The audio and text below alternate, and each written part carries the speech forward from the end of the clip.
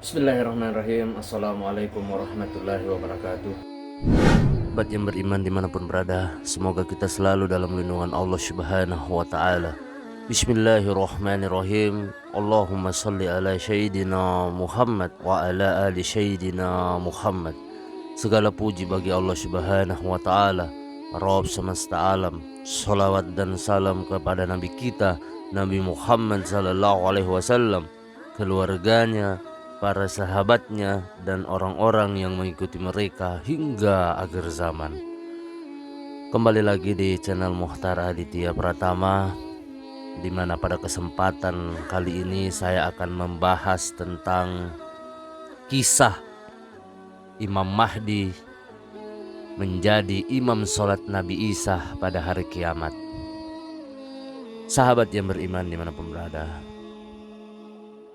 kisah Imam Mahdi yang menjadi imam sholat Nabi Isa pada hari kiamat dijelaskan dalam hadis yang diriwayatkan Imam Muslim dan Imam Ahmad. Rasulullah Sallallahu Alaihi Wasallam bersabda, sekelompok dari umatku akan tetap berperang dalam kebenaran secara terang-terangan sampai hari kiamat, sehingga turunlah Isa bin Maryam.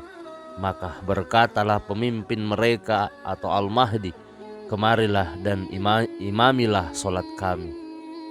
Ia menjawab, tidak, sesungguhnya sebagian kamu adalah sebagai pemimpin terhadap sebagian yang lain, sebagai suatu kemuliaan yang diberikan Allah Subhanahu wa Ta'ala kepada umat ini atau umat Islam.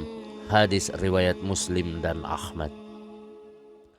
Sahabat yang beriman dimanapun berada, hal pertama yang akan dilakukan Isa setelah turun dari langit adalah menunaikan sholat sebagaimana yang dijelaskan oleh hadis tersebut. Nabi Isa akan menjadi makmum dalam sholat yang dipimpin oleh Imam Mahdi. Peristiwa kedatangan Isa ini sebelumnya akan didahului oleh kondisi dunia yang dipenuhi dengan kezoliman, kesengsaraan, dan peperangan besar yang melibatkan seluruh penduduk dunia. Pada saat itu, seorang pemimpin Muslim atau Al-Mahdi akan berhadapan dengan Dajjal yang telah menyebarkan fitnah di kalangan umat Islam. Maka saat itulah Isa putra Maryam akan turun ke bumi dan menumpas semua itu dan membunuh Dajjal, membersihkan segala penyimpangan agama dan menyelamatkan manusia dari fitnah Dajjal. Dajjal ini mengaku bahwa dirinya sebagai Tuhan, maka Nabi Isa akan bekerja sama dengan Imam Mahdi untuk memberantas semua musuh-musuh Allah Subhanahu wa Ta'ala.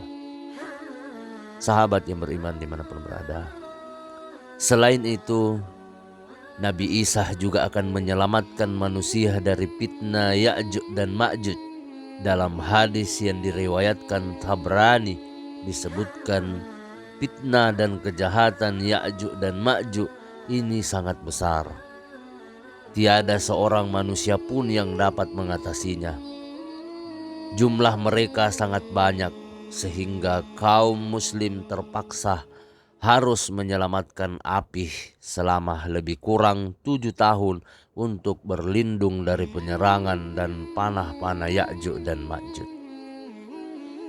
Sahabat yang beriman dimanapun berada, sebagaimana dikisahkan Ya'juj dan Ma'juj selama ini terkungkung dalam sebuah tembok atau terkurung dalam sebuah tembok yang dibuat oleh Zulkarnain, mereka akhirnya bisa keluar setelah secara perlahan-lahan melubangi tembok tersebut.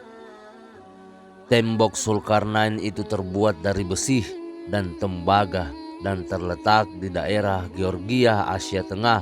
Untuk mengatasi masalah ini, kaum muslimin terpaksa harus bertahan di bukit Turzinah selama beberapa waktu.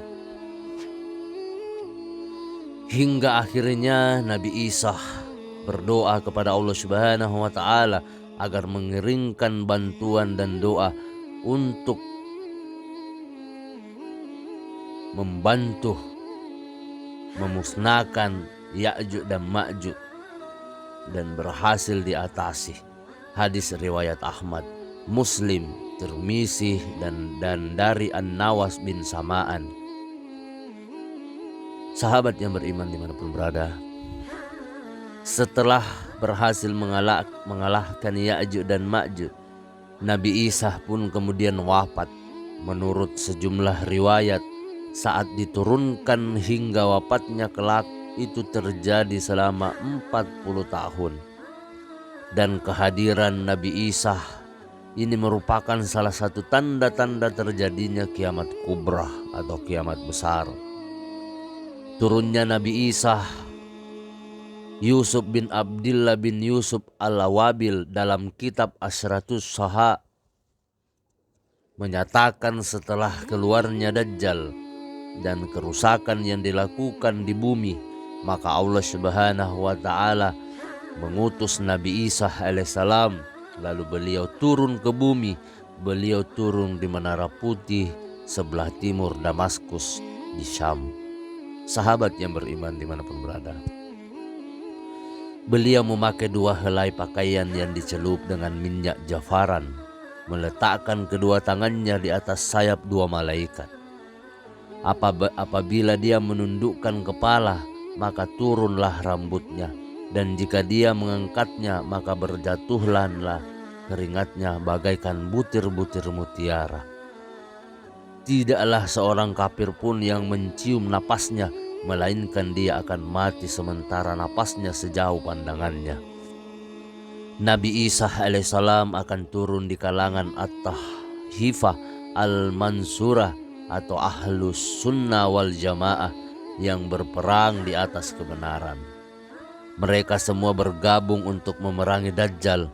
Lalu beliau akan turun ketika iqamah sholat dikumandangkan dan beliau sholat di belakang seorang pemimpin dari kelompok tersebut.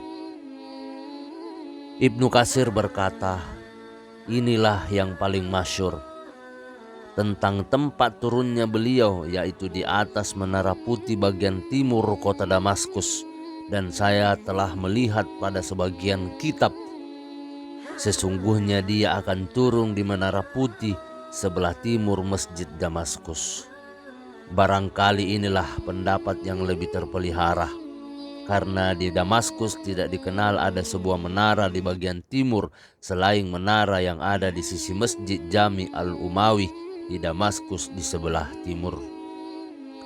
Sahabat yang beriman dimanapun berada, ini yang lebih tepat lagi cocok karena dia akan turun ketika sholat didirikan, lalu pemimpin kaum muslimin akan berkata kepadanya, wahai Ruhullah, majulah. Lalu dia berkata, engkau yang maju, karena sesungguhnya iqamat dikomandangkan untukmu. Sementara pada sebagian riwayat, sebagian dari kalian adalah pemimpin bagian lainnya, sebagian kemuliaan yang Allah Subhanahu wa ta'ala berikan kepada umatnya ini. Sahabat yang beriman dimanapun berada, semoga kita selalu dalam lindungan Allah Subhanahu wa ta'ala. Allah Subhanahu wa ta'ala menakdirkan pembangunan menara ini dari harta orang-orang Nasrani, agar Nabi Isa bin Maryam turun pada menara tersebut untuk membunuh babi, menghancurkan salib, tidak menerima jizyah dari mereka, akan tetapi pilihannya adalah masuk Islam atau dibunuh. Demikian pula orang-orang kafir dari kalangan yang lainnya. An-Nihaya Al-Fitan wal Malahim 144-145. Sahabat yang beriman dimanapun berada, semoga kita selalu dalam lindungan Allah Subhanahu wa ta'ala. Apabila Allah Subhanahu wa ta'ala telah mengutus Al-Masih bin Maryam, dia akan turun di Menara Putih sebelah timur Damaskus dengan mengenakan 2 pakaian yang dicelupkan waras dan jafaran, meletakkan kedua telapak tangannya di sayap 2 malaikat. Ketika dia menundukkan kepalanya, maka rambutnya akan turun. Ketika dia mengangkat maka akan berjatuhan darinya keringat. Sahabat yang beriman dimanapun berada. Kemudian Nabi Isa alaihissalam akan mencari Dajjal hingga dia mendapatkannya di pintu Lut, lalu membunuhnya. Selanjutnya satu kaum yang Allah Subhanahu wa ta'ala lindungi akan datang kepada Nabi Isa bin Maryam, lalu dia akan mengusap wajah mereka dan bercerita kepada mereka tentang derajat mereka di dalam surga. Sahabat yang beriman dimanapun berada, semoga kita selalu dalam lindungan Allah Subhanahu wa ta'ala. Demikianlah pembahasan tentang kisah Imam Mahdi menjadi imam solat Nabi Isa alaihissalam pada hari kiamat. Semoga apa yang saya sampaikan pada kesempatan yang mulia ini bisa bermanfaat untuk kita semua, terutama untuk saya pribadi. Saya memohon maaf apabila ada salah kata ataupun ucapan dalam video ini. Perlu kita ketahui bahwa kebaikan itu hanya milik Allah Subhanahu wa ta'ala. Keburukan serta kesalahan itu datang dari saya pribadi selaku manusia biasa yang tidak pernah luput akan kesalahan. Akhir kata, wabillahi taufiq wal hidayah. Wassalamualaikum warahmatullahi wabarakatuh.